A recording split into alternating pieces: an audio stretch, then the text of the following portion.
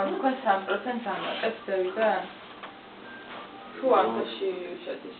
თუ თქვენ ისეთ ფასს მეტყვით, რომ 3% არ დაგაზარალებთ, მაშინ აღარ დავამატებთ. 49 ჩვენ გვინდა, აი ყველაზე მინიმუმ 47 მაინც და 60,000 დავატებთ ჩვენ. ან შეიძლება გაიგო. ეგ გავაკეთეთ.